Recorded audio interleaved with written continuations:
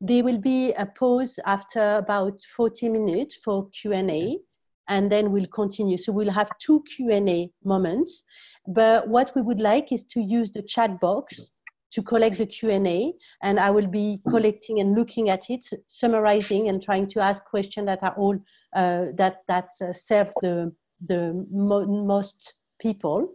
And then if there is extra question that we don't have time to answer, then Fabiola has greatly and nicely agreed that she will answer on the Facebook.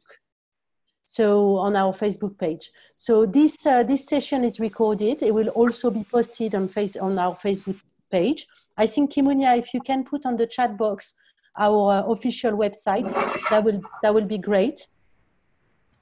And, okay, let me do that. Thank you. And so the other aspect is if there is anybody that has an issue about the recording that session, just be aware that it is recorded. So just that you're not surprised. We would like to ask you to put your mic in silence.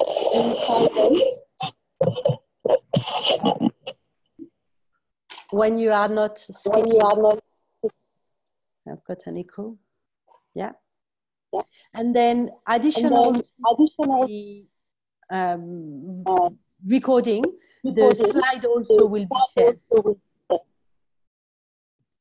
I think Coleta has here the mic open, and that is why we are getting echo.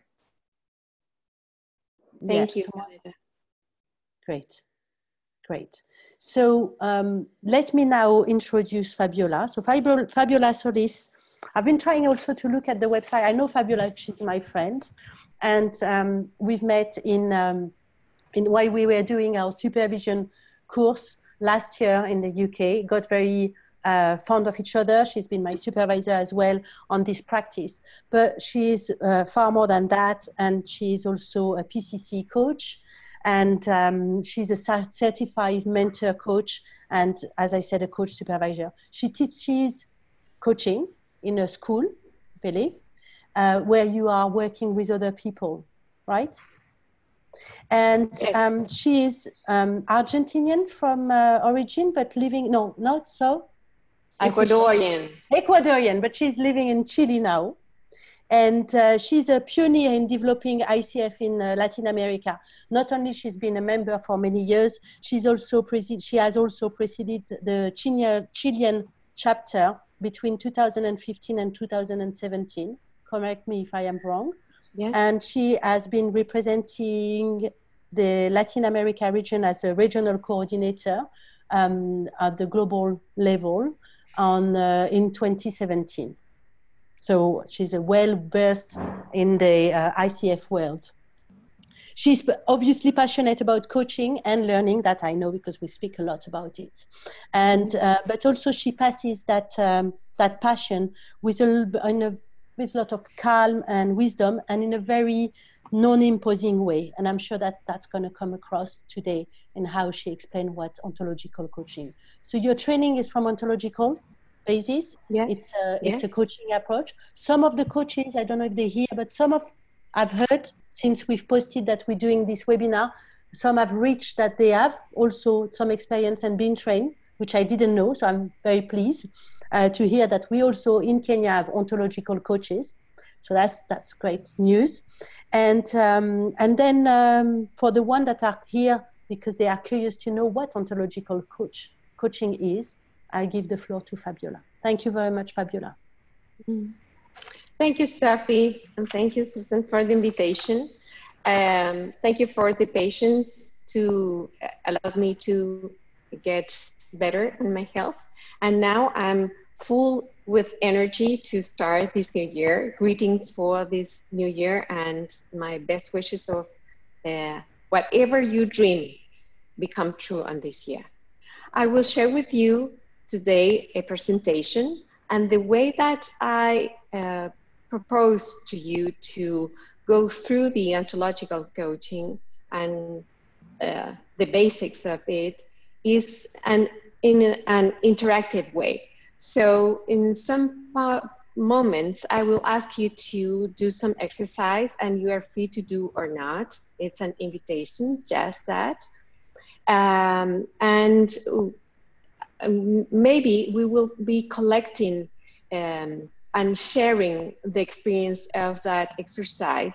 And when that happens, please just raise your hand or open your mic and let us know that you want to participate, okay? So as you can see, my main language is not English, it's Spanish. So if there is something that is not understood properly, please let me know. I will do my best, and I think that we will be very connected from the this topic that allows us to be together today. Saying that, let me share my screen with you.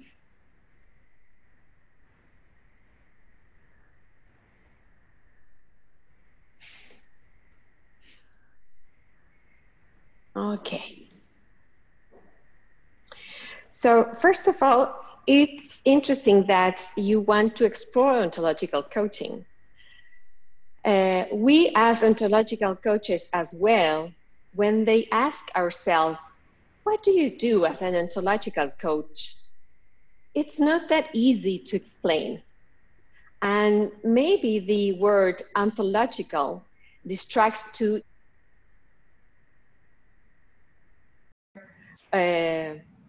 whatever strange word could it be. So sometimes we try to explain, and not all the times we are as open to share what we do, and just make some assumptions of what we do. But this exercise with you to explore ontological coaching helped me also to structure it in a better way what I do as an ontological coach with my base in ontological.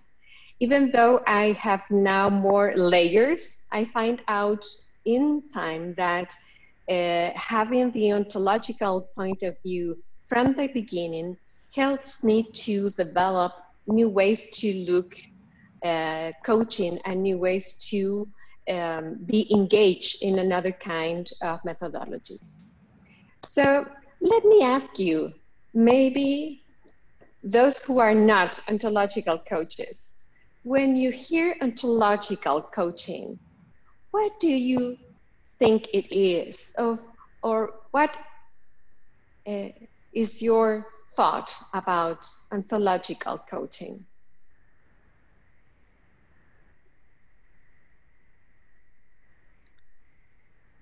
Feel free to type. And feel free to take. We're open to learn together. So feel free to use the the chat box and to type, and I'll share as we go. Okay. So every aspect of considering every aspect of the client life, not just the career or some other isolated area. Okay. Seeing how they influence each other. Okay.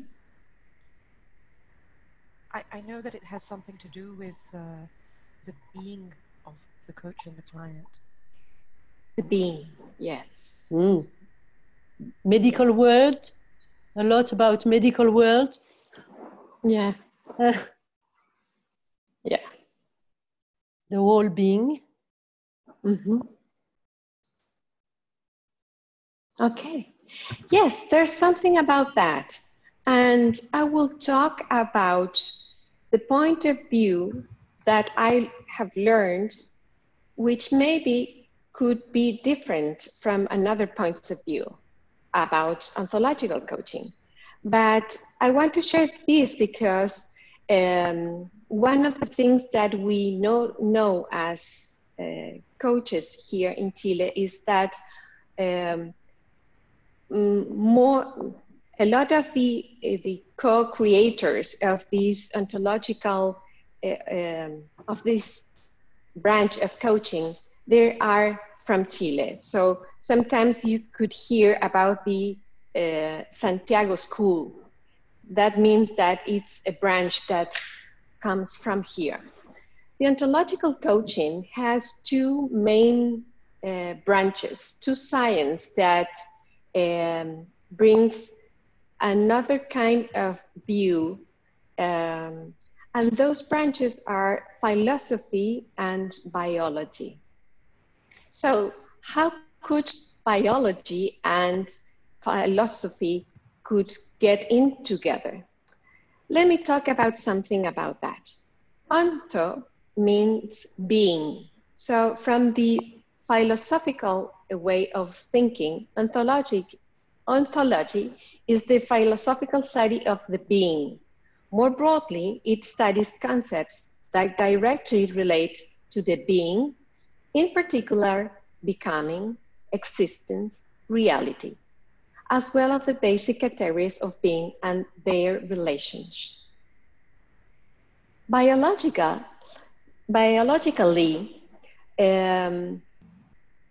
as you see here in the bottom of the slide, is the name of Umberto Maturana. Maturana is a biological scientist that studies a lot of the biology of knowledge from so many years. And he says that we are linguistic beings. He decided that it's not only about language and the capacity to describe the world through language. He says that we are languaging beings. So he says that we live in the branding of emotions and languaging. That's a new word, even in Spanish, in our manner of living together. In this coordination through language, we made certain consciences or agreements that appears to say that is reality, and the objects we understand as real appear.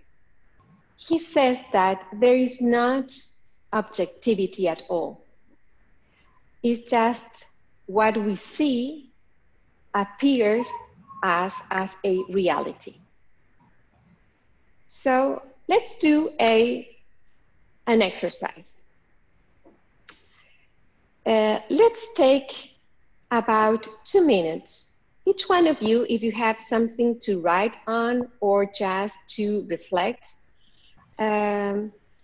reflect about what do you see here.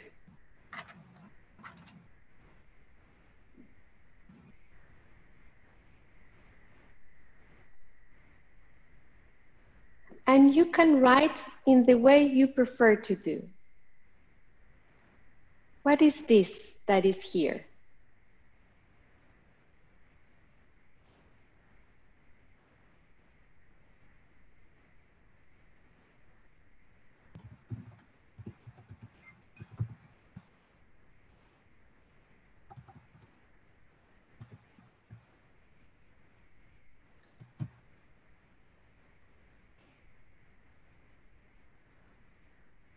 Also, take a moment to make history about, not a history, a story about this. What is the story behind this thing, this piece of art?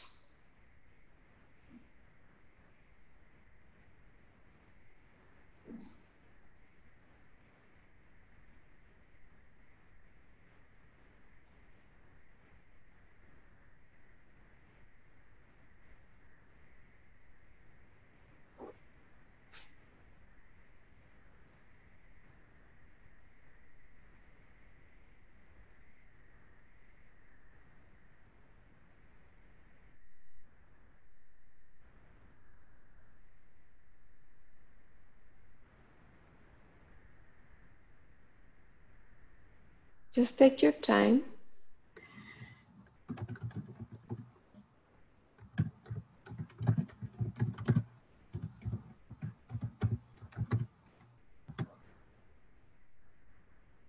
Okay.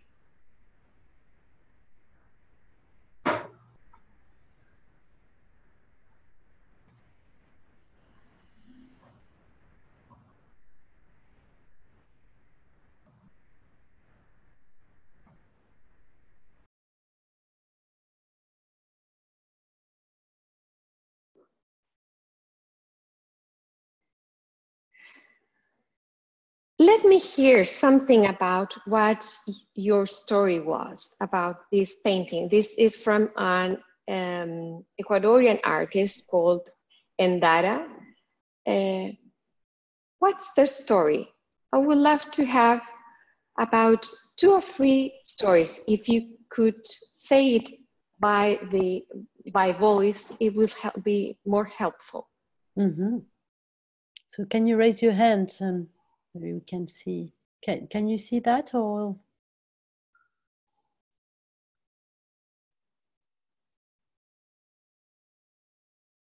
Or just open and I've typed it. Mm-hmm. Anima, you want to come in?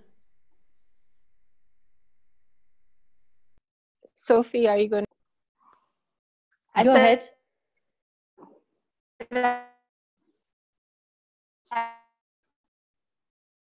I put it in the chat.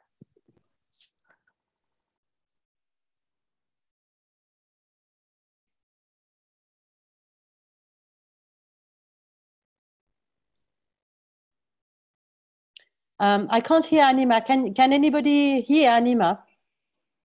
No. I'm saying, do you want to read it or should we say it ourselves? No, we would like someone, 1 or 2 person, to say it aloud.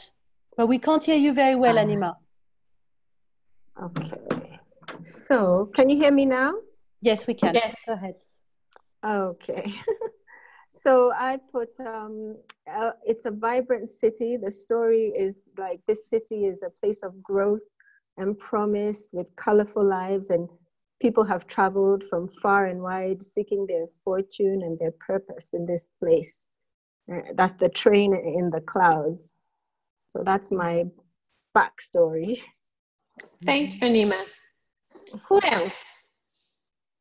For me, the story that came to mind was this is like a souvenir of like an old anniversary couple coming back to Italy to celebrate their anniversary, and one of them, I don't know who, the husband or the wife, has organized for this huge rose to be on the beach, and there's a cart carrying these 3 stones behind which there's some secret surprise.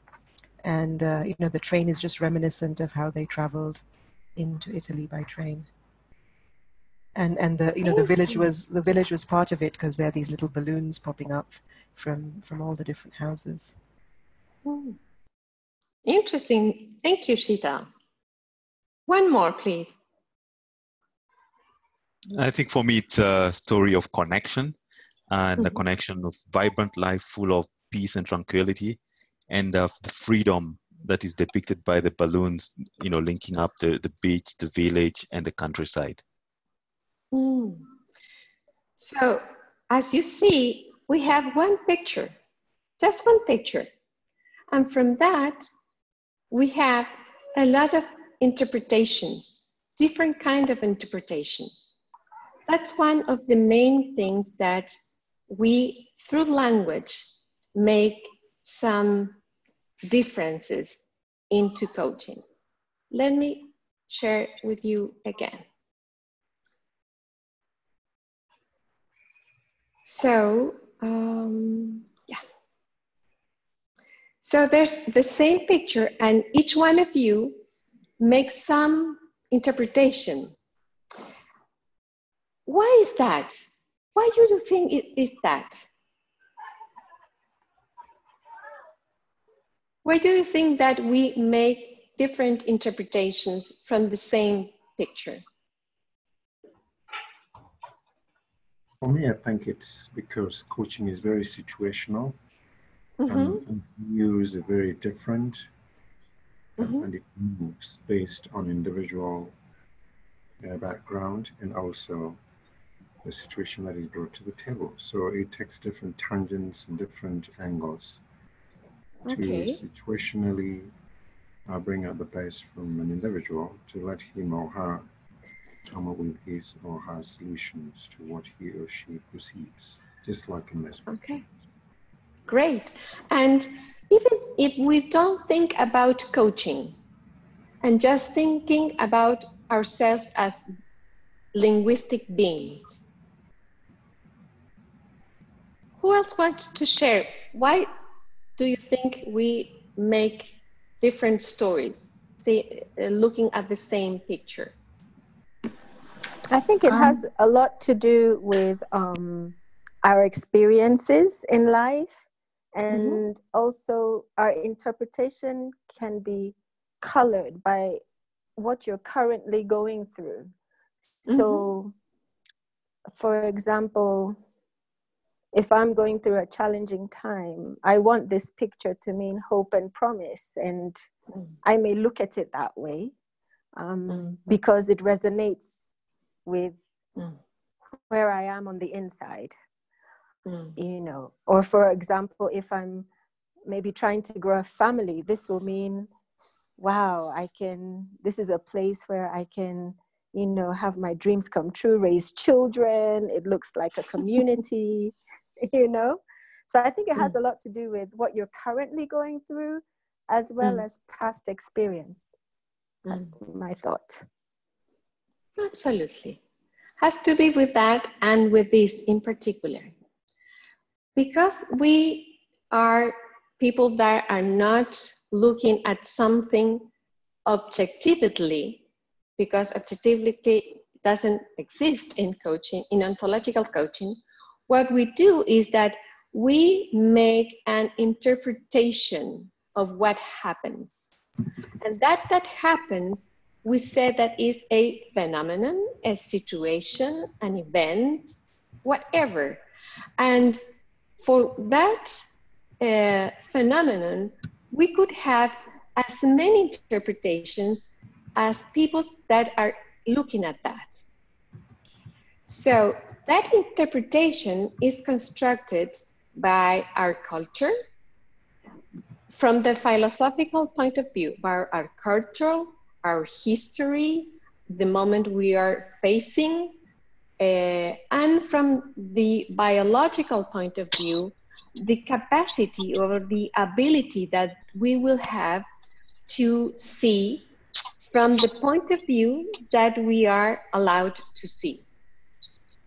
So one of the things that it's very important to ontological coaching is to have this distinction every time.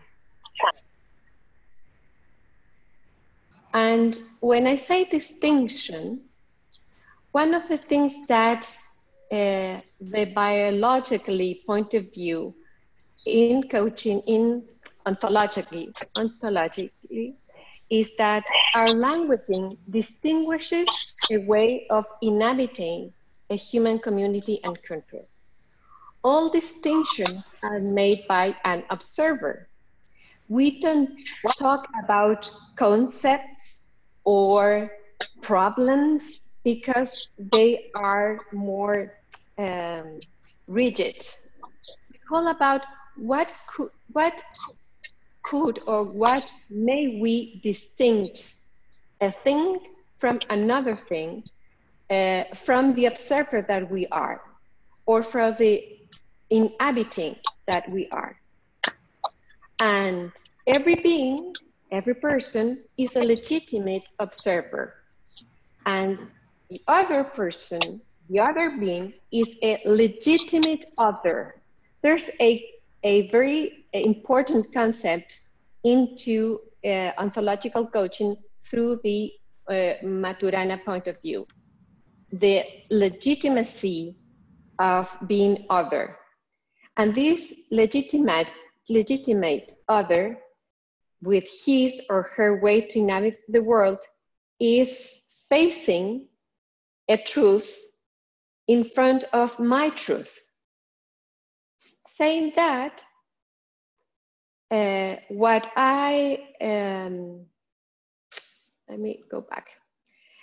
we see is that we are not the owners of any truth. In front of a truth, there's another truth. And we need to look at that as this distinction of what happens that we said it's a phenomenon, and the explanation or the distinction or the judgment that we do about this event. Let's do another exercise. Please count how many faces do you see in this picture? Count them. You have for that 1 minute.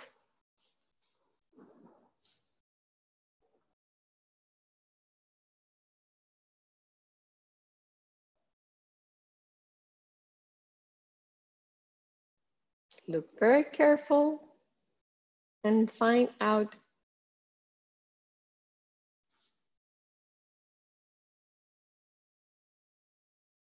as many as possible faces in this picture.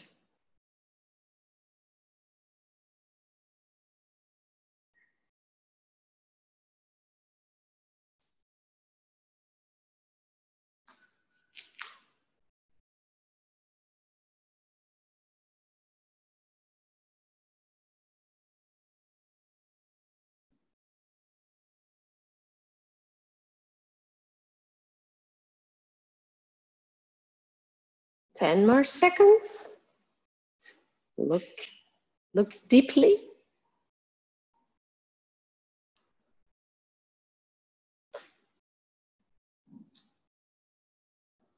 Stop there. In the chat, let me know, Sophie, how many they say they see. So we have 9, quite a lot on 9, 10, 8, 6, 11. Kimunias is 11, it's the highest. Okay. I just found another one, so 10. Yeah. Okay. Kimunia, could you open your mic and let us know which are the faces that you are looking, and I will be pointing at them. Okay, the first one is the obvious one, the old man, the big face. Then there's another old man with a beard. And, yeah, that one. This one, yeah, the first one. Then and then the eye of the big man. There's an older man stitched right there. Then you have the lady. Yeah. And the baby. Yes. Then we are 4. And then you have, if you go up to where the crow is or the bird. Yeah. You have one face facing outward. That's on your left, on the left top. On my left, okay.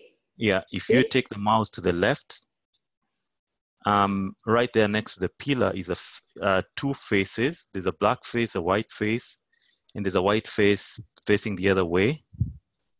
This one and this one. Yeah, and then on the pillar itself, towards the bottom, you have two faces, two black faces, and then there's another white face right there. Okay. Right, exactly. And then which was the other one? And yeah, and there. And then cross over the arch to the other side. There's a face right there with the black hair. And then on the pillar is another face. Okay. And there's another one. See carefully. There's another one. I've lost track where I am right now. Okay. The dog has another face because I didn't set human faces. Yes, that's the last one, yeah. Okay. So thank you, Kimunia. What Kimunia had done just now is he allows us make more distinctions pointing at what he saw.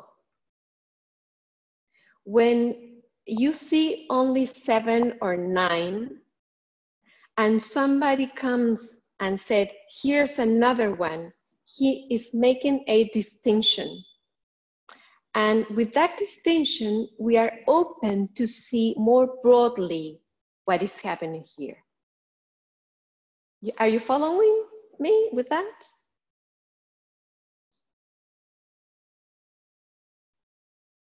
that is so important that when we work on coaching, we need to have the openness to not be attached to one story and be open to see more of what the coachee is bringing to us into the conversation, with more point of views that maybe are not just from one person, but could be also other people. We are allowed to see more. That is one of the things that Maturana says about our biologically linguistic being. And the other thing that is very important is that words are not trivial. They are nodes or elements of network of conversations. Language for him is the coordination of doings, not a symbolic act as we commonly understand it. With one word, I can follow one path, and with other, I could follow a different path. He says that language is no innocent. So we put a lot of attention, not only in the word, but what means for the client that word. In which context is that meaning? Even though here in Latin America, we use Spanish, most of the countries, but each one of the countries has a particular way of seeing some words. So we have to be very careful to not to be blind to those distinctions. And here's what he says: when someone is in front of a truth, he's facing another truth. And this is not a conflict. This is the possibility to open us to another ways of resolving things as a team, of getting innovation of something. It's just to be open and feel that that particularity point of view is legitimate as mine. So that are the roots about ontological. Let's get deep in what is ontological coaching. Fabiola, sorry Yes? to interrupt you. Is it Please. a great time to just pause for maybe 5 minutes or less, just to see if there is any question around the roots? Absolutely, absolutely. Yeah? Yes, please. So as we are 14, I will be, yeah, okay. We are only 14 on the call, which is not bad actually. But so I don't need to read out the question. If you speak and tell them directly, that will be fine. So you can unmute. Remember to unmute and ask your question if you have any. I have a question, Fabiola. I was really interested in what you said about that the biology part of it is the capacity that we have to see from the point of view that we are allowed to see. I was interested about this allowed to see bit. I was hoping you could elaborate a little bit. There are two parts on that. One is our biology, biology system, our eyes, the capacity as a point of view. And the other is because of where we are and what have we learned, what connections could we do for see what we need to see. I will give you an example.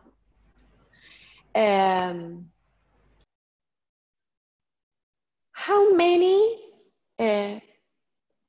whites as the color do you know? How many kind of whites could you name, for example? maybe about 6 or 7. Okay. In the Himalayas, they have 22. Okay. And that's a biologically knowledge because their experience with white.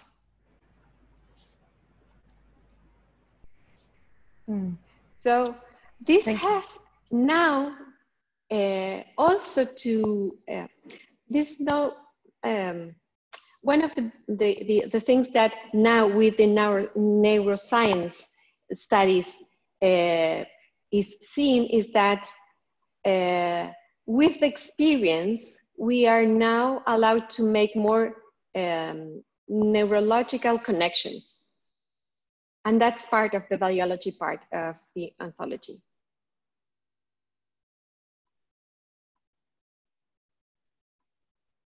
Thank you, that was helpful. Okay. Any other questions?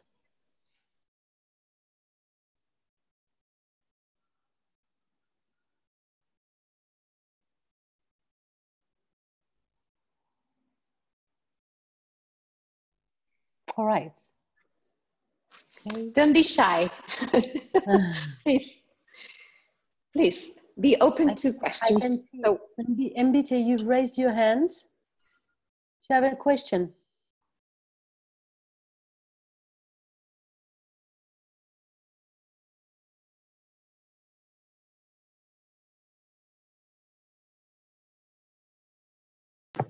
Sorry, this is Jackie. Go ahead, Jackie. For me, it's not a question, but that example that you gave about how many whites, I just thought how it's often only when you put two whites together that are not exactly the same that you realize that there is more than one white. Absolutely, and that is the concept of distinct things, of distinctions.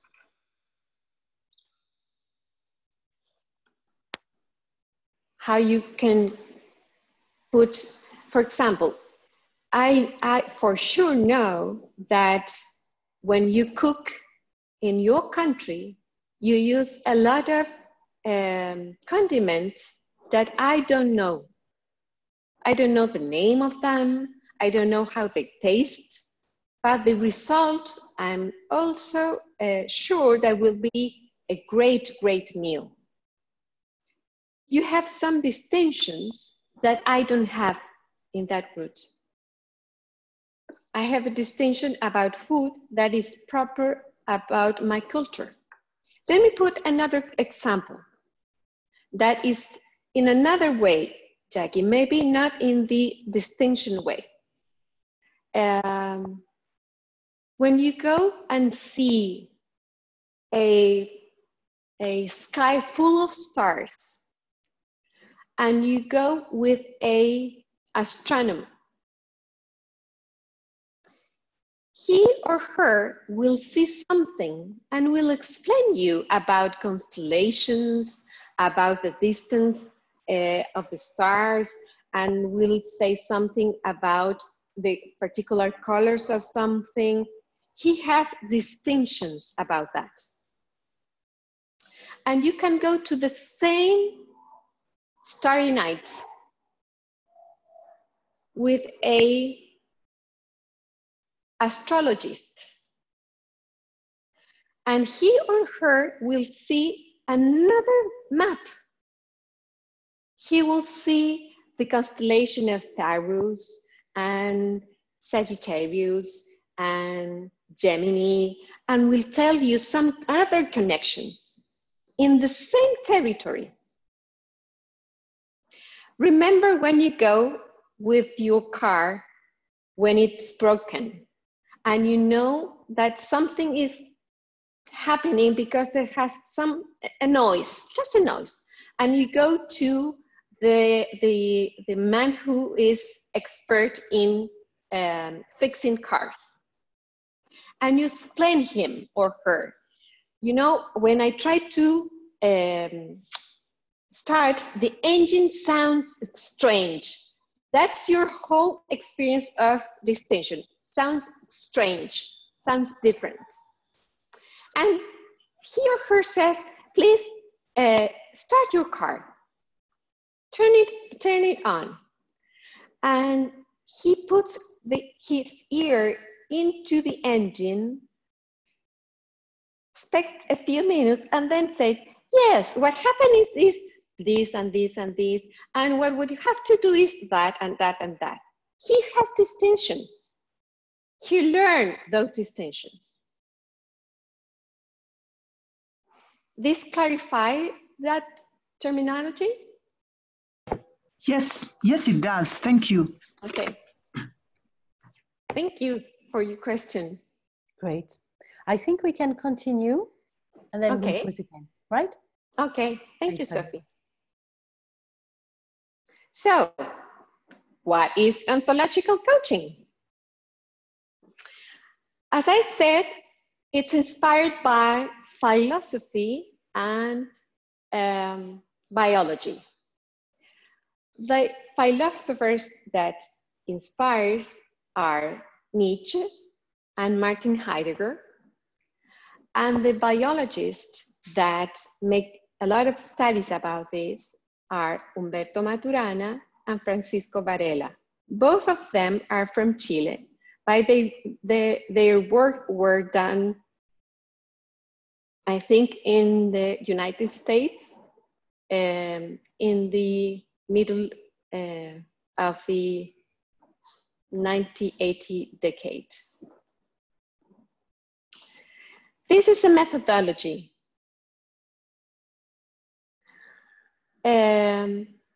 which is co-developed by these 4 people that I know.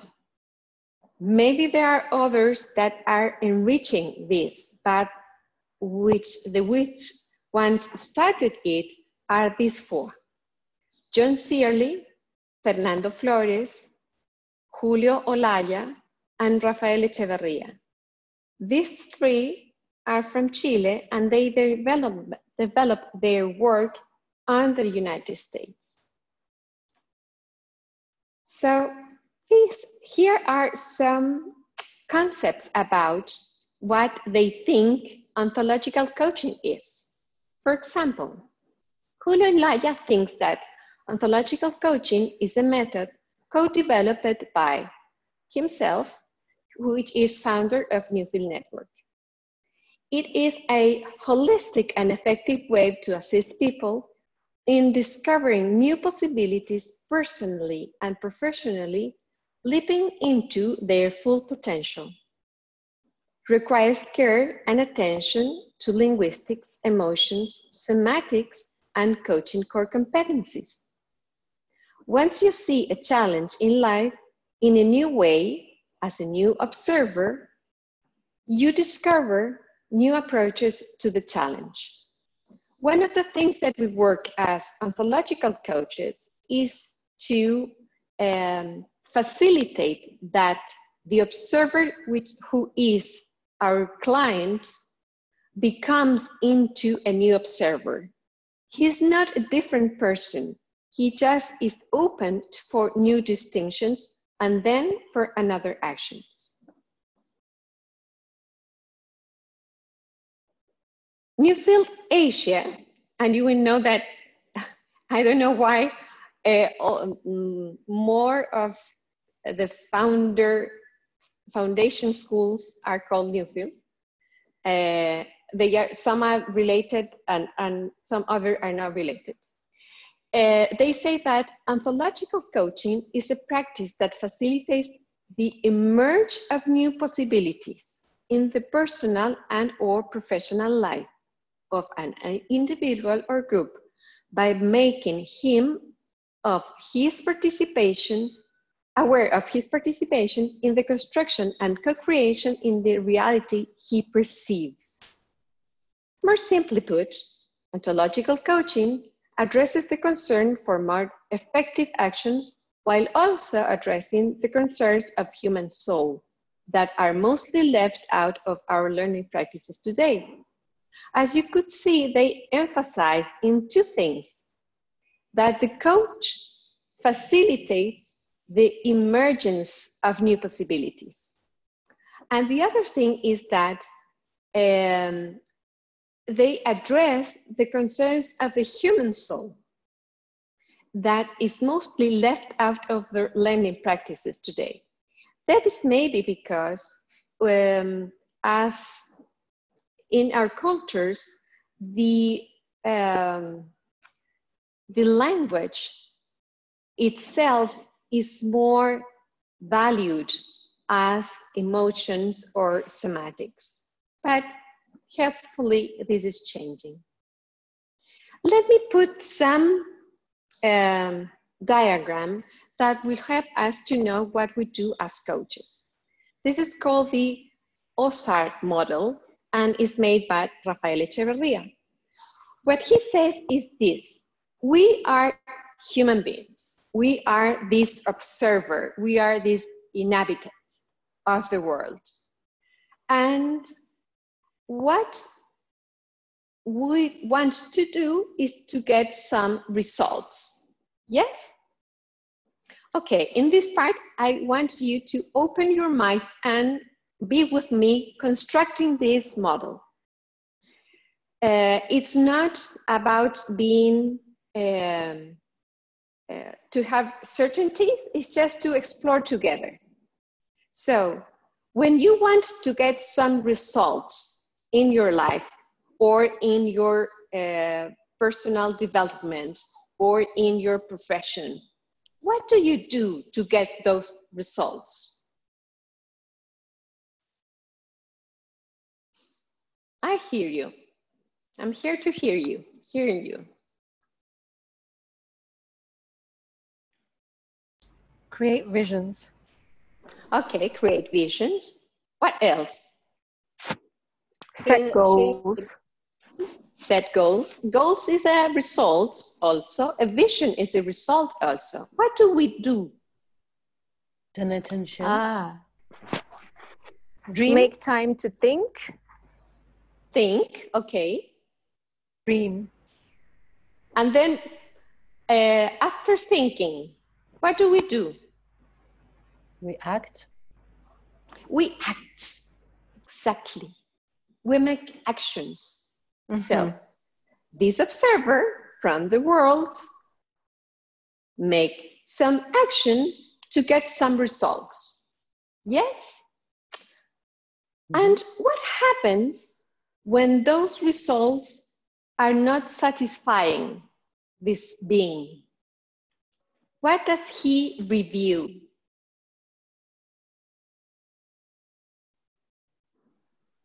His actions? The actions, exactly.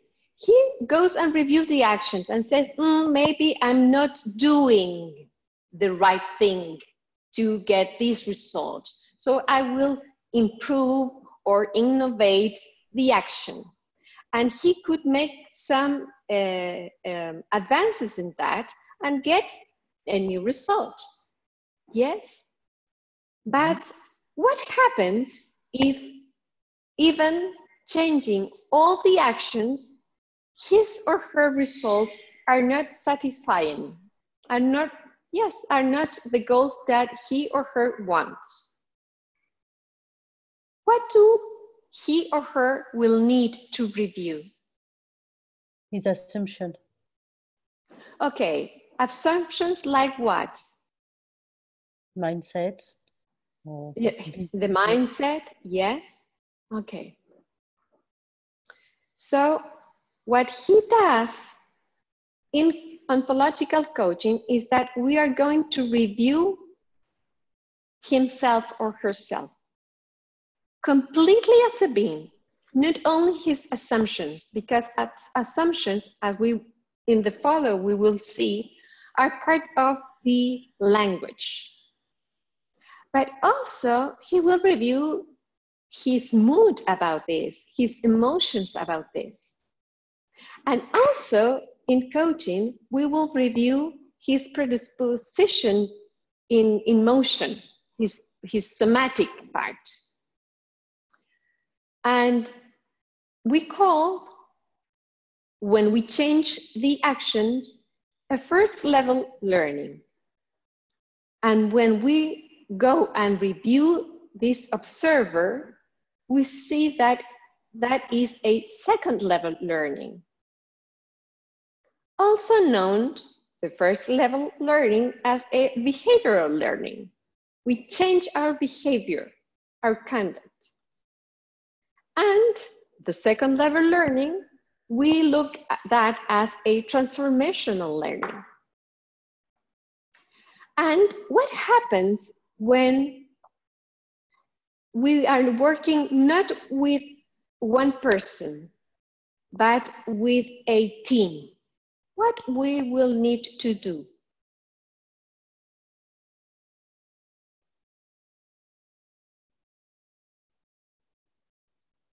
Look at the system. Absolutely.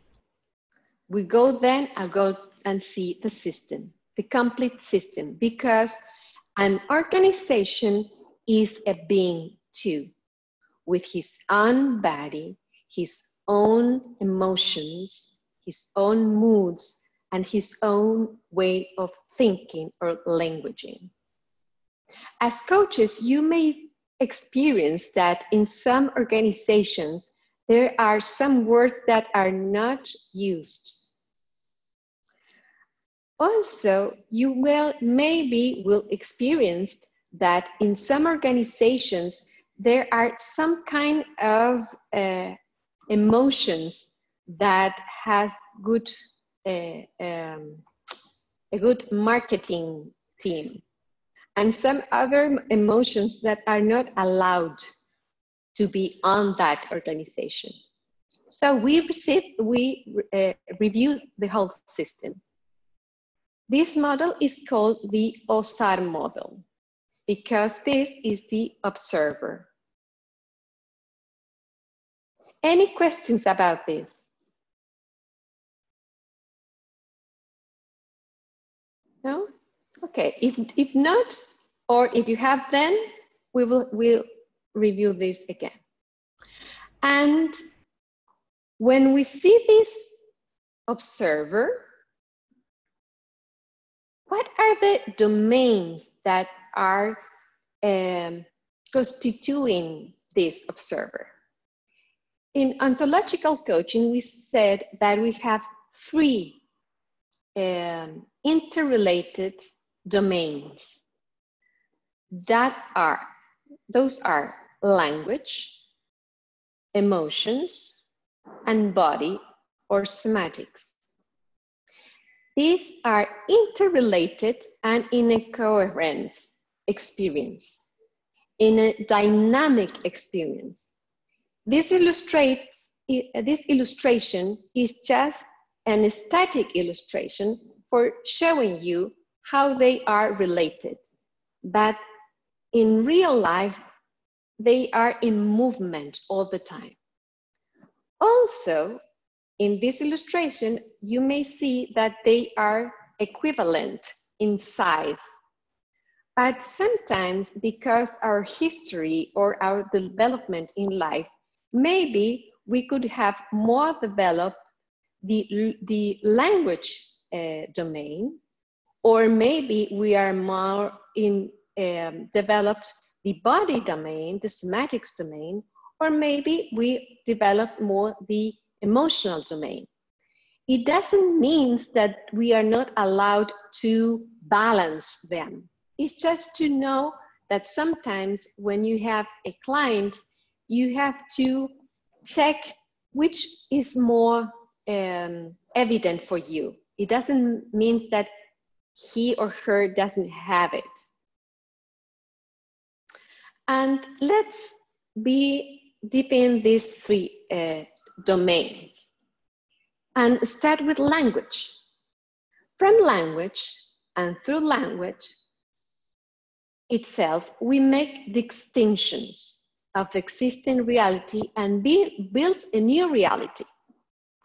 How is that? First, in our exercises, we know how we as beings make distinctions. And that is very important to allow us to be as open, as wider we could be. In the process, in the coaching process, we see that we have linguistic acts.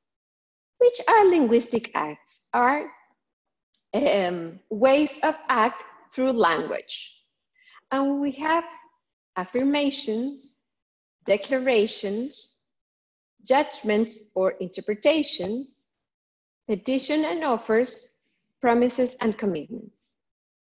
Let me talk something about affirmations and declarations and the difference between both of them that I think are important for our profession. From the linguistic act, affirmation is known of that kind of act in language that describe the reality that surrounds me. For example, I can describe that now I am in a room that has some dimensions, that I have 4 chairs, that the chairs are white. I also may say that I have 4 plants, 1 red lamp, and 4 gray lamps. Those are affirmations that describes the reality. Sometimes we get confused and think that our interpretation of the reality is an affirmation. Let me put an example. How many of you have children?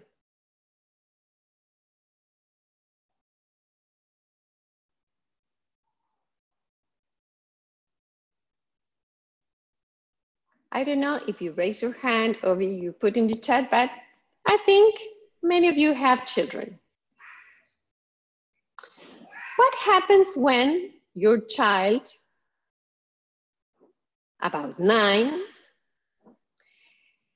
has to prepare a math test? And at the end of the day, in which he had to go through that math test, he goes back to your home and said that the score in that test is so bad. Okay? What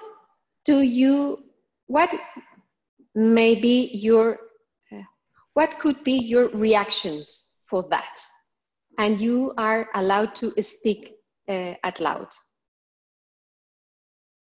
This is the situation. This is the phenomenon. Your child goes into a math test. He's about 9, and he goes back and said to you,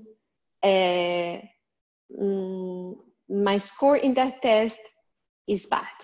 That's it. What are maybe your reactions for that? What do you say about that?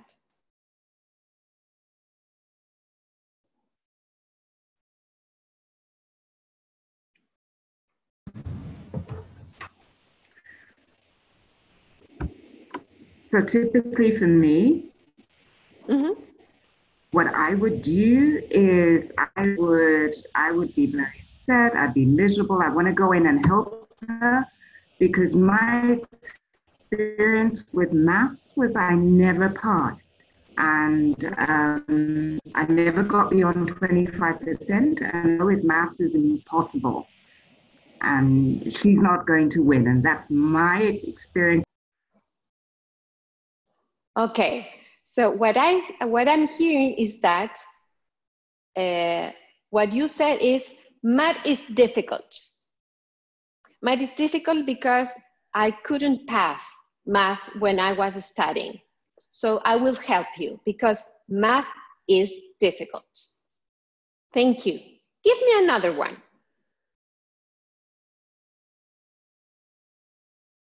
Oh, this is Jared. Mine is different because, well, it's not math, but it's a subject that he doesn't do well in. Mm-hmm. And when he came home and he said, oh, I missed number 2 again.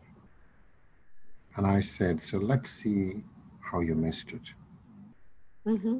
And then I said, let's go through your scores in all the other subjects. And then he picked the national language and he said, this is where I didn't do good. And we had a conversation around that. And I asked questions like, what do you think made you not to do good? And he said, well, I just don't understand and I don't like my teacher. Mm. Round and round, and I said, okay, what exactly don't you like about your teacher? Mm. I don't like the way he punishes people who don't score well in his subject. And the conversation went on, and then I said, okay, let's see how to make this work. What do you think we should do? Mm-hmm. And he said, maybe go and talk to my head teacher or school head to change the teacher. Mm-hmm. Or move me to another class. Mm. And we ended it up there. Mm. Thank you, Jade. As you said, we have one. The first one is math is difficult. The second one is I don't like that teacher. And that is why I couldn't reach the top of my abilities. Give me a third one.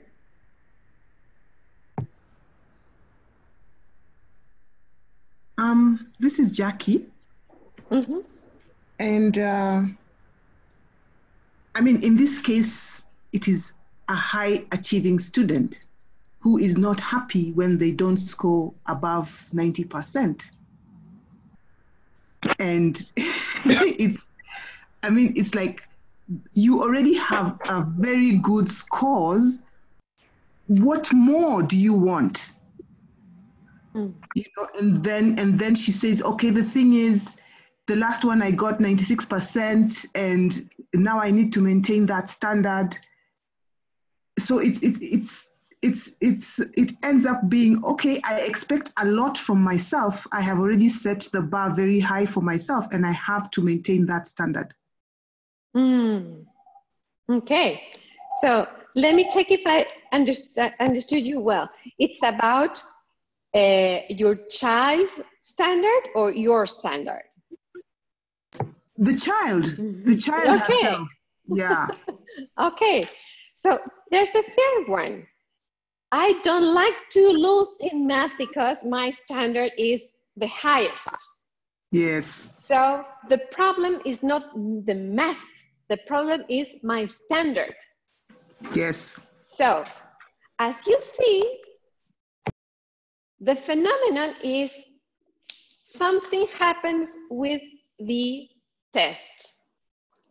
Another explanations or another judgments that we could do is that teacher doesn't like my kid. So that is why he has that score. Or maybe my kid is not paying so much attention. Maybe he needs to be at the front of the room.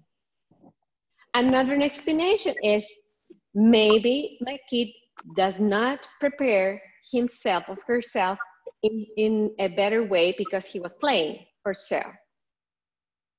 So none of those are the reality. The reality is that this son goes into a math test that has a not the higher score, which is, I don't know, 10 or so.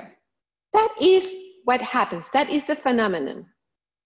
Our explanations are math is difficult. Other explanation is my son doesn't like the teacher. And the other explanation is my son is so tough with the standard, that the problem here is the standard. We have to differentiate very well what happens, what is the phenomenon, from what are our assumptions. Because one of the things that a lot of our clients came into our session is that they mix up and they thought that their explanation is the fact, is the event. Are you following me with this?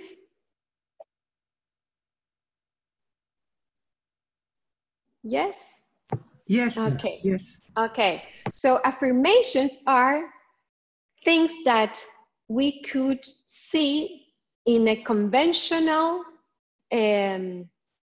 agreement, because you know that objectivity doesn't exist in ontological coaching, but we have consensus. We name a piece of furniture a chair. We name a piece of furniture a table. So our compromise with affirmations is them to be true. So we have true affirmations or false affirmations. And this act of language is related to what is already in our reality. Let me go into declarations for a moment. Declarations are an special act of language with which I could create reality. When I make a declaration, I open a new way. It's like passing through a threshold. For example, when I say yes for something, it opens me a path for coordinations with someone. I could say yes to a new relationship. I could say yes to an adventure. I could say yes to a new possibility. Yes opens us to new possibilities and connects us with the enthusiasm of the adventure and the new things. So we create new reality. If we don't say yes, that reality will not be as a possibility. Another important affirmation is no. When we say no, we put limits, and it takes and it has a relationship with our capacity to put limits and to take care of ourselves or take care of other selves. If we don't say no, we are not allowed to put limits. So if some clients of yours has difficulties with limits, maybe the declaration of no is not in his or her perspective. In some cultures, saying no directly is not well heard, but it's part of our possibilities to create new worlds. The third important declaration through language to create reality is to say, to ask, or to offer I'm sorry. When you say I'm sorry about something, you are open a new possibility to break something that is attached to you or to something. When you say I'm sorry, or when you receive and I'm sorry, you open new possibilities. The other important linguistic act of declaration is to say thank you. When you say thank you, you end with satisfaction some promise or some sort of commitment that someone has with you. When you don't say thank you, it seems like it keeps open. And one last one, let me take yes, no, thank you, I'm sorry, and there's one that I'm missing, but I will remember. So you can read this. I will give you some resources at the end of the presentation if you want to deepen these linguistic acts. Let me move forward to emotions. Emotions are triggers towards action. We separate the words E, like energy, and motion. Motion is this energy that allows us to get into motion. And there are two distinctions in emotion: basic emotions and moods. Basic emotions are triggered by something that happens. And that something could make me feel joy, sadness, anger, tenderness, or fear. As I said, they are basic emotions. And when you combine them, they are more complex emotions. Emotions are like, they come together. They are not coming one by one. They come like grapes, yes? They come together. So when you are allowed to go into learn more about emotions, you will know that they are combined, and we need to make, as coaches, distinctions in emotions, because it's very different if someone feels joy or feels fulfillment. There are two words, and those words will lead our client into very different experiences. So you have to check all the time which emotion is that you were talking about. The other distinction in emotions are moods. Moods are like, they are not triggered. Emotions are triggered for something that are happening. Moods, on the contrary, are emotions that get stuck in the history, and they is like a lens, that an invisible lens with which you will see everything through it. And maybe you are experiencing something that connects you with tenderness, but if you are in resignation, you will not see that tenderness. You will see the resignation in the tenderness. So there are four of them: resignation, acceptance, resentment, and ambition. I will not go into them deeply because of the time that we have, but I will give you some bibliography and authors that you could follow with these topics. Finally, body. Body is the most visible and tangible domain of our being. Body, somatics, whatever you want to name it. And the distinctions through ontological coaching that we have for them are the predispositions to movement.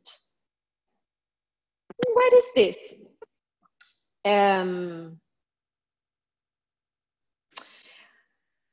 They are ways of the let me articulate this better. The predispositions to movement are to where your body moves in different situations. For example, when you are receiving a hug from someone that is very important for you, you get into openness and you open your body to receive. When we are in these days of holidays, we are very into the open body. Stability. Stability has to, is related to being comfortable with how things are now. So people that has stability more higher in their lives, they are not comfortable with change. For example, we have all of of these five. But for example, someone who is more comfortable in stability, and you ask him to move to somewhere, to another place, you will see that he or her will have the tendency to sit or to be attached to something in the room to get stability. Flexibility, stability connects us with the energy of the earth. None of these are good or bad. It's just we have to connect them and to let us know that is coherent with what we are wanting to do. So if we want to make a change and we are on stability all the time, we need to work that. Flexibility, on the other side, is the contrary of stability.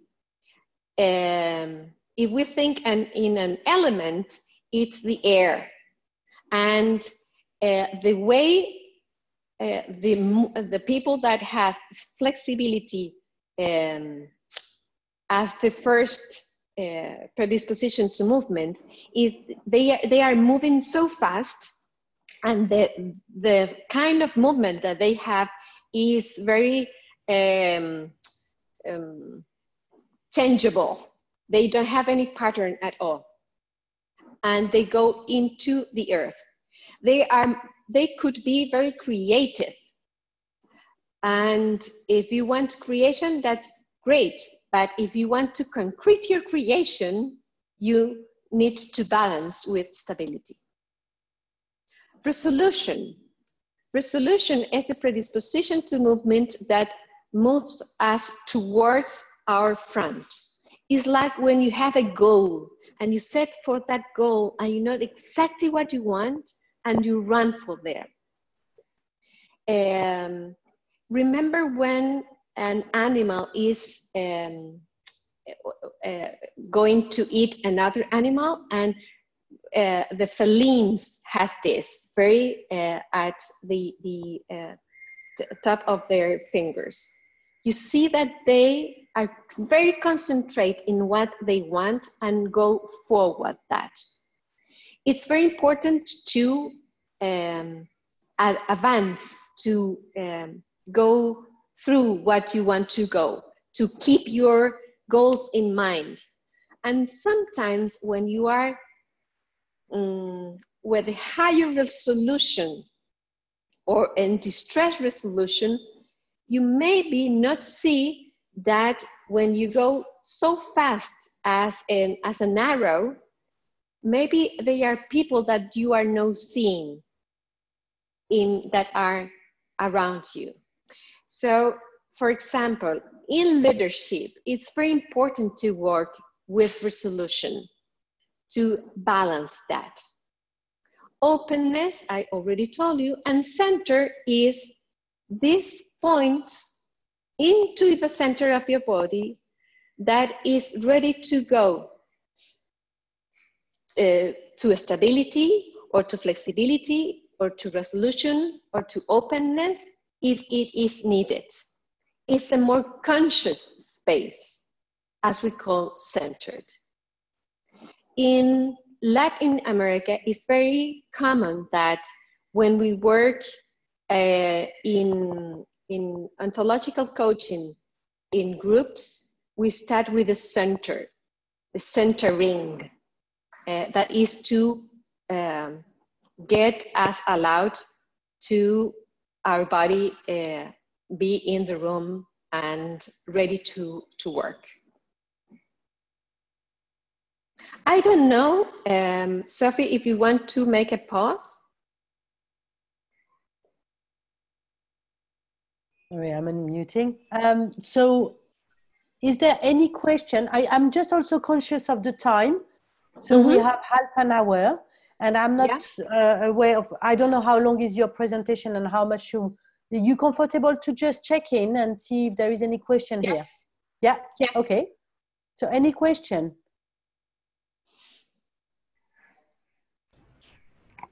Fabiola, what I'm understanding from the predisposition to movement is that depending on which of these in a particular moment will have a preference within me or the client, there will be a particular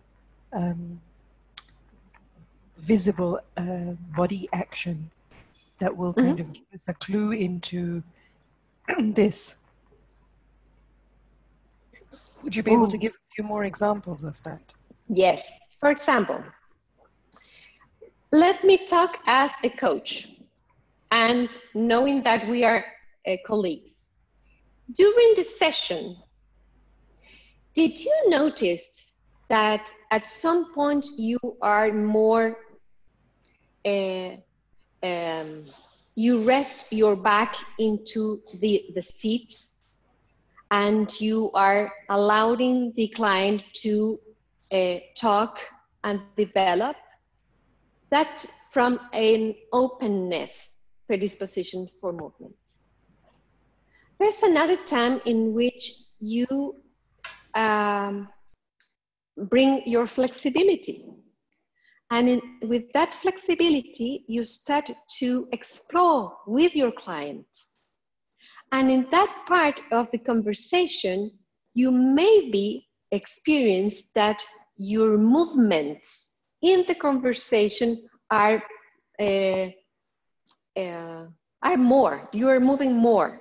It's like you are making movements with your hands or putting examples and being more explicit with your body language. That's more a flexibility. Then, when your client finds something that is important and valuable to take out for the session, or when you see that your client is going into that part that he or she feels that is the core of the conversational session, maybe you go more into resolution, to sustain that, to keep that, to check if you are following what he or she declared that she wants to work. And at that part of the session, maybe now that I am talking with you, you will have more distinctions about that. But the tendency is that your body goes in front, and the distance between you and your coachee is shorter. It's like you are going with he or her into this focus. And then finally, when you decided to help your client to set their own goals, you go into the center again. And physically, it's like you go back into your seat.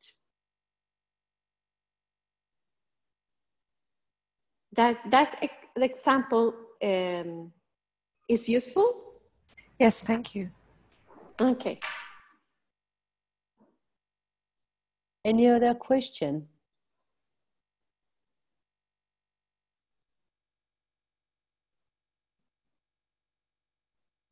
Okay, so we'll keep going, and then if there's something else, we will address that. Okay, would you like me to, before you continue, to signpost when we're coming to quite to the end, like how much time do you want to keep at the end, like 10 minutes or? I think so. I think that I will go fast in these other ones because these first ones are the key foundations, yes? Right, right. So, okay. And I know that you will have these presentations. So I think if we could have 15 minutes left to the end, that will be fine. All right, lovely. Okay. 15 minutes at the end or 15 minutes less? You want 15 minutes more? I think we have, let me see. Let me check. I have to pause a little bit. I have to change my headphones. Sure.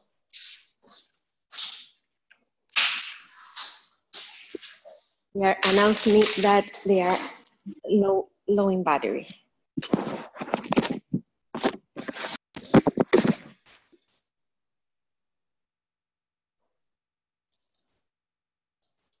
Do you hear me? Yes, we can still hear. We can hear you.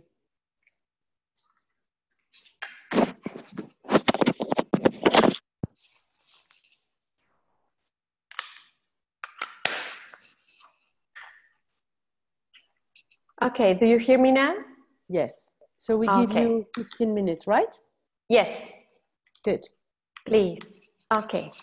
So now that we see that each one of these domains has its own knowledge that I encourage you to explore, there are some points in which they touch both of two domains. For example, in between language and emotions, we have the linguistic reconstruction of emotions. In between emotions and body, we have, these are methodologies, alba emoting and tensions and emotions in coaching. And in between body and language, we have perception, sensation, and thought. Take, for example, this, linguistic reconstruction of emotions. This allows us to make distinctions between emotions that are close, but with a very different experiential source. For example, guilt and shame. What do you think is the difference between both of them?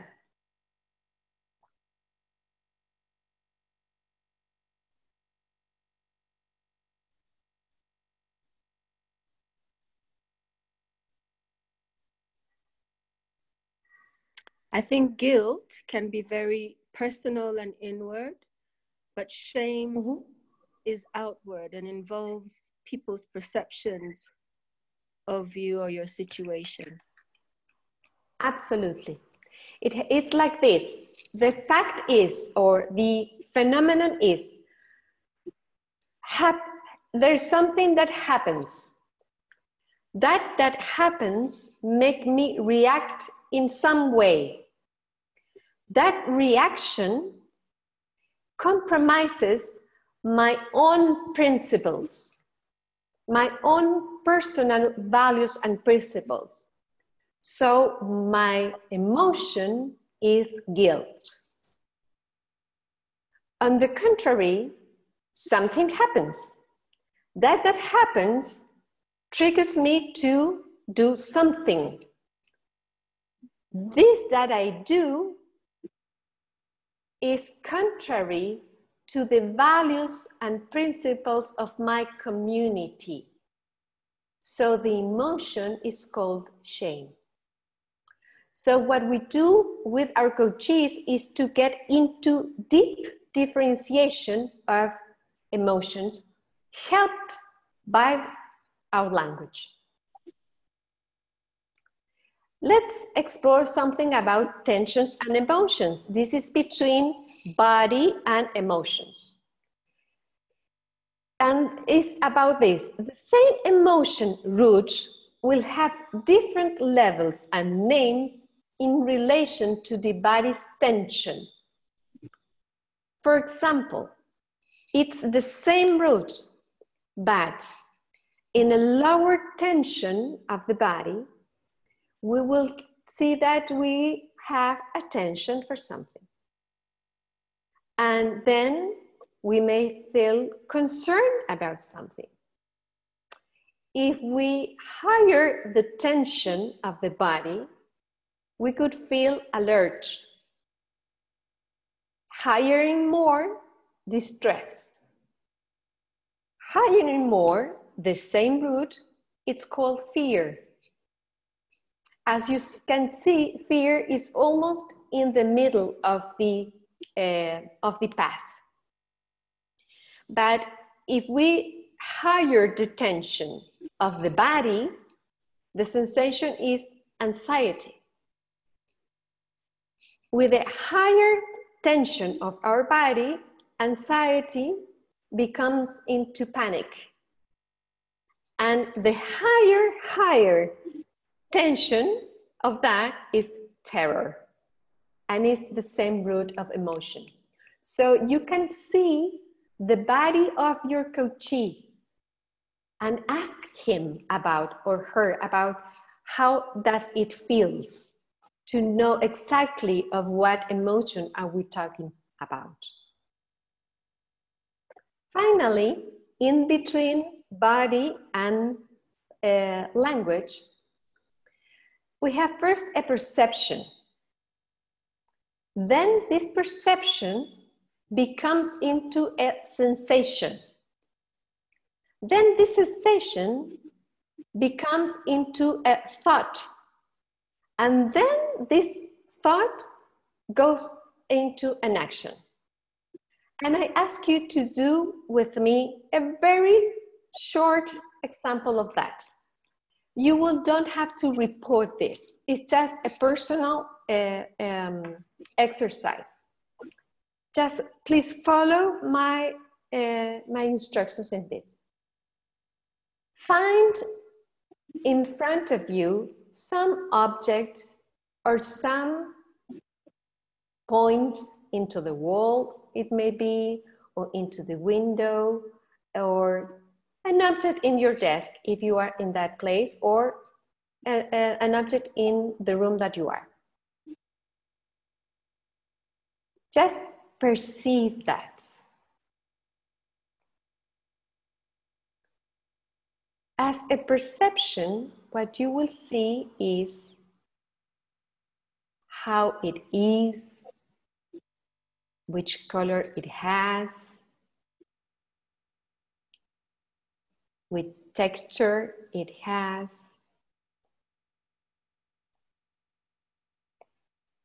how, which is the space that you occupies in that place.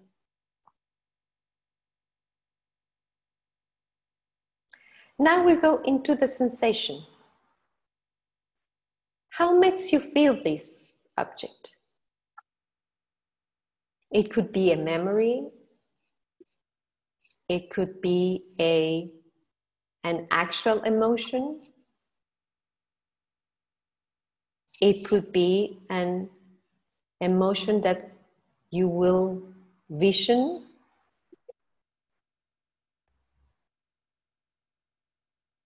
Now, let's go into the thought. What do you talk internally about this object? Sometimes this internal talk doesn't have to do at all with the object.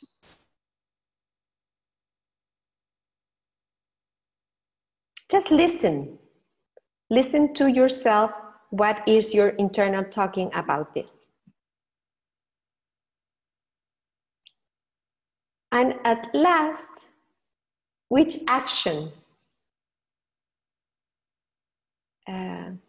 may be an option with that thought?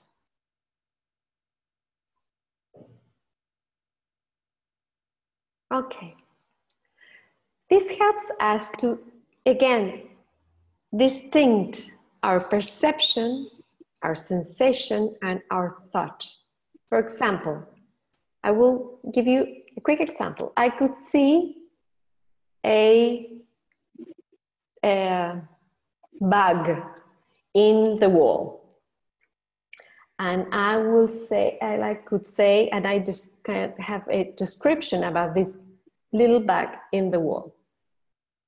Then my sensation could be, if I know that bug and I love this kind of bugs, I could say my sensation is to be closer. But if it's a spider, and here we have very dangerous spiders, my sensation will be more connected to fear. My thought will be, I have to kill this. I have to kill this as fast as I could. Or because I'm here with you, I will be following this until this webinar ends, and then I kill it. And then the action is constructed by my perception, my sensation, and my thought, and I will do that. That's a connection between my perception in my body and my final thought and action. I will skip this. So what do we do as ontological coaches? The client brings to the coaching conversation a break, something that is not following, that interrupts the transparency. We said transparency to the common movement of life. What we are moving into transparency, and then something happens that breaks this transparency. This transparency could be, for example, raining in summer, or winning the lottery, because it doesn't have to be a bad thing. That is why we don't use problem or issue in ontological coaching. Another break could be a breaking heart, a broken heart. Or, for example, this is an image from the north of Chile. This is the Atacama Desert, which is the drier desert on Earth, that once a year in our springtime flourishes. That's a break too. That's unexpected. So, together with the client, we explore the ontological dimension of the break.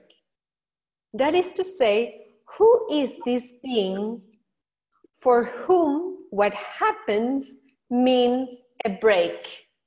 Remember that we put the attention on the being. Then it's like going into an iceberg. He has an initial break, and we go deep into the ontological break. We ask into the three domains of the being. We check the coherence or incoherence between those domains. The client allowed us to enter by a domain, and from there we accompany from which wants to emerge, and finally is recognizable for him in all the coherence of the being. From there, the client recognizes What are the actions that his or her being is doing? And which domain of the being needs to be worked, changed, improved, reinforced, learned, or unlearned to enable new actions. That is so, ontological coaching is recognized as a transformational coaching. Here, and that is.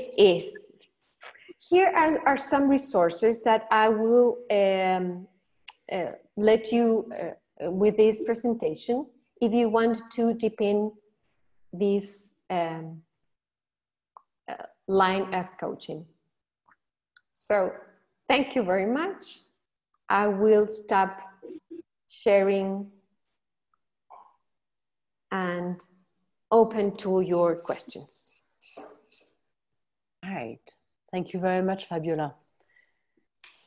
And just want to acknowledge the beautiful picture you've shared as well, the quality in the, yeah, beautiful pictures you've shared with us. Thank you very much. Any questions that we would like to ask to Fabiola? And meanwhile, I'm putting a website here in the chat box for the one that would have to leave early. Just here. Go ahead. This is Mbite. I don't have a question, but I really, really appreciate the aspect of the exercise of perception, sensation, thought, and action. As a coach, it just helps one think through. Especially when I realize that as a coach, I need to be thinking through that as an individual and trying to understand what the coachee is going through. I found that very useful, and the pictures were beautiful. Great, thank you. My question is, can you clarify a little bit more this word transparency? Okay. And speak a little bit more to that. Yeah, it's better with an example. Think if you are going into a trip, yes? And you see your car, and you go with a friend or a partner. And at the moment when you are into the trip and you are conducting your vehicle, suddenly something sounds like an explosion and your car is stopped. At that point, you were on transparency. When your car stops, you start to think and check what happens with your car. Yes? And check if this, the direction is just, you are going into a remote movement. And something happens that breaks that remote movement. Yes? And then when the car broken, you start to think, maybe it's this or that. I will try to start it again. And the car starts. But it's very difficult to make put the brake of something. Just at that point, you realize that how you have to put these objects into your car. When you were in the car conducting, you are doing it automatically. You are not thinking, doing this and doing that, and then I have to turn the light. You are automatically. It's like transparency is that you are going into your automatically movement. And something happens that breaks that automatically kind of movement. So just to ask, because you know the coding of that word transparent for many of us, or at least for me, is something that is clear. Absolutely. And we're able to see also through in Spanish. Yeah. Yes. So how do you connect that with this autopoetic or automatic movement that you're talking about? Yeah. Why that word is used? The word is used because when you are in this automatically way of being, all the things, all the resources you don't see are like transparent for you. Yes, you don't see. For example, you don't see how far. Yeah, maybe invisible. Yeah, Yes. they are invisible. Yes, You see and through that is them. called, I like that. Mm. yeah, and that is called transparency. And in Spanish, it's the same. We said transparency as a glass, for example. Mm. I have a comment. Please. Observation. When you did that connection between body tension and the hierarchy of emotions from an observation. Oops. Can you hear me? Yes. Okay, from an observation all the way to fear, anxiety, and terror. I was thinking in service to the client who obviously, like for me, that was the first. I've sort of connected the two, and it makes a lot of sense. Whether in practice, being able to ask a client, you know, on that scale where they find themselves, to then be able to understand the tension in their body to help them further. Would that be something that could be done? What I would recommend is that for you to know that, and you could ask your client, where does he or she feels this emotion in the body? And for example, you could ask to put his or her hand in that part of the body that they are recognizing. And to feel that it is tensioned or relaxed. And how tensioned is that? And check. So the client is who makes the checking. The connection. The connection. Yes. Great. Thank you for that. Okay.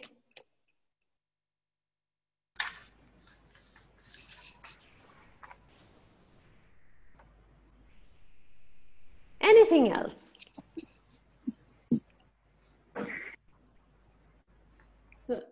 Fabiola, I know we've had 2 hours, but I still feel like there was a lot more that you could have taken us through. Probably we'll hear from the coaches on whether they would like another session, whether you would be open to us having a part 2 of this conversation. I'm throwing it out there. Oh, I lose you, Susan. I think Susan was saying, if there is some interest, would you be open to have a second webinar with us?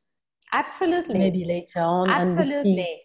For me, it was a challenge to put in 2 hours all what comes from ontological coaching. And I am so open to deep in these 3 main domains and some methodologies that are useful in coaching. Absolutely. That's very kind, very generous of you. I'm thinking also maybe a demo will help, help to understand as well.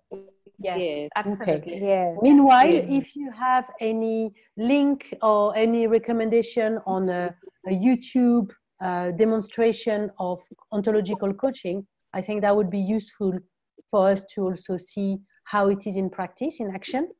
So okay, I will explore some of that. Meanwhile, in the last slide of the presentation, there are some names of the authors that you will see. One of the persons that are more enthusiastic about talking about ontological coaching and to put some clues on that is Julio Olalla, and he has a lot of YouTube material. Okay. Okay. And is it something also that is accessible from your knowledge online? If some of the coaches would like to develop themselves into that field? Yes, I think so. The fact is that unfortunately, there are a lot of material in Spanish. So yeah, so I will see which material you could find in English. Well, Julio Olalo's books are online on Amazon in English, which we can access. And also there's a podcast called Coaches Rising, which has from time to time some podcasts by him in English, some recordings we can download. Yes. So that's also a useful resource. Absolutely. Thank you, Sheetal. Julio Olaya is one of the persons that has more material and more relevant material about coaching. Also, you could find some podcasts and conversations with him into the ICF Global websites, because Julio was one of the founders of the ICF Global community. Okay. So you could find some conversations and things like that there. Great. And I think it is up to us now to pick it up and to practice, even if it's element of it. Yeah, and as I said, I am open to follow this conversation and to be more focused in the 3 domains and the possibility to do a demonstration. That's great. Fantastic. Thank you very much, Fabiola. So now we are almost there. 1 minute past top of the hour. So it's probably a good time to release our coaches. It's quite late for us already. And so I would like, on behalf of the Kenya chapter, ICF Kenya chapter, to thank you a lot for your time, for all the effort, for having the guts also to do this. I think it's great, and we are very grateful. Thank you very much, Fabiola. And thank you. You please just could you release your camera so I could see you to say goodbye? Yes. That's a good idea. That's a great idea. Yes. And also, and thank you. Yeah. And also for all the coaches, just I would like to repeat that this webinar was recorded. We will post it on the website. On the chat box, you have the official website, our ICF chapter official website. I have also included the email just now and the website of Fabiola, if you want to check and practice your Spanish, especially if you have kids that do that. And then we will meet very soon. I don't know, Suzanne, would you like to have this last word? Yeah, thank you. Thank you, Sophie, also for being such a great moderator. Yes, Sophie. And thank you, yes. Thank you, coaches, for your participation, and of course to Fabiola. I think I have information overload, and yet I'm still yearning to learn more. So we'll really be interested in just getting to hear a lot more and also just checking out the resources. Thank you, Shitao, for also giving us the name of a podcast that we can be able to go and just be able to get to see some demos. So thank you to all of you, to your patience and participating in this webinar. We do have another education forum in this month on the 24th of January. Please diarize. It will be in the evening between 6 and 8, but we will send information closer to that period. By next week, really, we'll be able to send you some information on the same. So, Fabiola, thank you, and you're most welcome to Kenya. Oh, thank you. Don't say that. I get enthusiastic and go there. Yeah. Yes. First Prague. I have to go there. Yeah. Maybe we will meet there. Okay. And, yes. And Fabiola. thank you for Fabian. Yes. Fabiola, muchas gracias. De nada. All right. Thank you. Thank you, guys. Thank you. We will discuss with Kimunya on how to upload it into our website, and of course share the recording. So thank you very much. Thank you. Thank you all. Bye-bye. Good night. Bye-bye. And have a good day, Fabiola and Fabian. Bye-bye. Thank you. Okay, bye-bye. Bye-bye. Bye-bye.